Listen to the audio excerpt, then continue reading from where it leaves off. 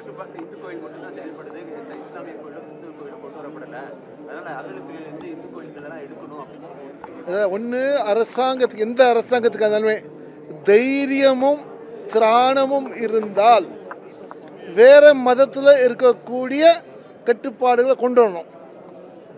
அதை கட்டுறதுக்கு முடியல. நம்ம எல்லாமே சொல்கிறோம், வேற காமன் டு ஆல். என்ன, நம்ம எல்லாருக்குமே எந்த விதமான இது இல்லாமல், நமக்கு எந்த விதமான ஜாதி மத பேதம் இல்லாமல் நம்ம எல்லாருக்குமே ஒன்று அப்படின்னு சொல்லச்சு. அப்போது அவங்களுக்கு ஒரு கிறிஸ்துவ மதத்துக்கோ சர்ச்சிலேயோ மசூதிலேயோ கொண்டு வர முடியாத அரசாங்கம் மறுபடியும் இந்து அறநிலையத்தை மாத்திரம் வச்சுக்கூடியது அவமானகரம்.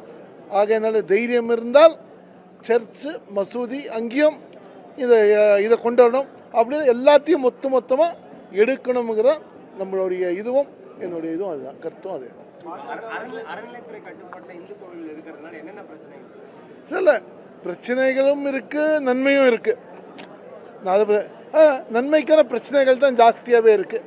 ஆனால் இப்போது ஹெச்ஆர்என்சி என்ன சொல்கிறது, நாங்கள் அந்த கும்பாபிஷேகம் பண்ணோம், அதை பண்ணோம், இதை பண்ணினோன்னு சொல்லிட்டு இருக்கு. ஆனால் எங்கே என்ன கும்பாபிஷேகம் என்ன பண்ணினா கூட அவங்க சொந்த பணத்திலையோ எந்த மினிஸ்டர் வீட்டு பணத்திலையோ இல்லை அரசாங்க பணத்திலையோ எங்கேயுமே பண்ணலை. எந்த ஒரு கோவில் பணிகள் இப்போது ஒரு நம்ம சொல்கிறோம், இப்போ ரீசெண்டாக பார்த்தோம், எல்லாம் கோவிலில் ஆஸ்திகள் நம்ம எடுத்தோம், நாங்கள் அந்த கோவிலில் இப்போ அங்கே ஒரு இந்த ட்ரெயினை விட்டோம், மலை ஏறத்துக்கு தான் விட்டோம். ஆனால் அதெல்லாமே பக்தர்கள் கொடுத்த பணத்தை அதுதான் பண்ணியிருக்காங்க, அரசாங்கத்திலேருந்து போட்ட எந்த விதமான. ஆனால் இதில் ஹெச்ஆர்என்சியில் நமக்கு ஒரே ஒரு பெரிய வேஸ்ட் என்னென்னா, நம்ம பக்தருடைய சம்பளங்கள் ஹெச்ஆர்என்சி டிபார்ட்மெண்ட்டுக்கு கொடுக்குறது தான் பெரிய வேஸ்ட். அதை தவிர ஹெச்ஆர்என்சிலேருந்து நன்மைனா சில இதெல்லாம் இருக்குது, வேஸ்ட் இதுமாதிரி நிறைய நடந்துகிட்டே இருக்குது. சரி, இல்லை இப்போது இந்த பிரதமர் கரெக்டான நமக்கு ஹிந்து சார்ந்த பிரதமராக இருக்கார். ஆகையினால நீண்ட நாள் இருப்பார், இதில் எந்த விதமான இதுவும் இல்லை. ஹிந்து ராஷ்டிரம் இந்து கோசரம் இருக்கக்கூடியது.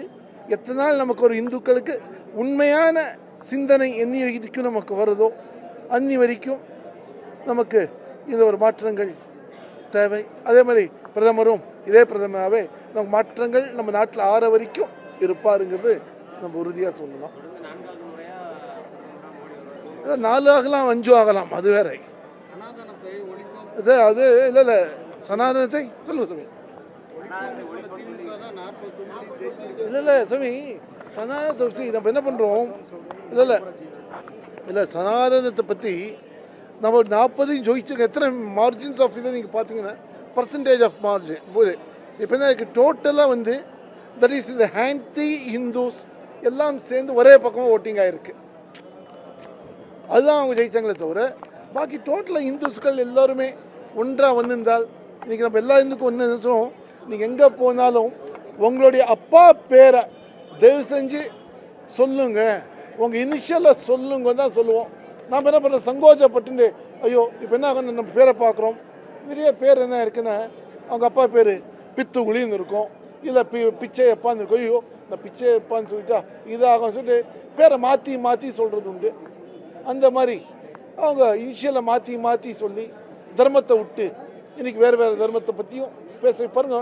நம்மளை பார்க்குறோம், இப்போ இந்து தர்ம விரோதமாக பேசக்கூடிய நம்ம சிதம்பரம் எம்பியாக இருக்கட்டும், இல்லை நம்ம ஊட்டி எம்பியாக இருக்கட்டும், பேசச்ச ஹிந்து விரோதமாக தான் பேசுகிறாங்க. ஆனால் எலெக்ஷன் அந்த இது கோவிலாக சுற்றி கோவில் ஆசீர்வாதம் தான் வாங்குறாங்க. அதுலேயும் நம்ம தெரிஞ்சுக்கலாம். அப்பேற்பட்ட இது நம்ம ஜனங்களும் அதே மாதிரி ஓட்டுக்கோசரம் அவங்களுக்கு போடுறாங்க, தர்மத்துக்கோசரம் நம்ம கூட இருக்காங்க. ஆமாம், இல்லை அதுக்கு தீர்வு ஆகும். சரி, அது என்ன இருக்குது, அது அது வடகலை தெங்கலையில் இன்றைக்குமே பிரச்சனை கிடையாது.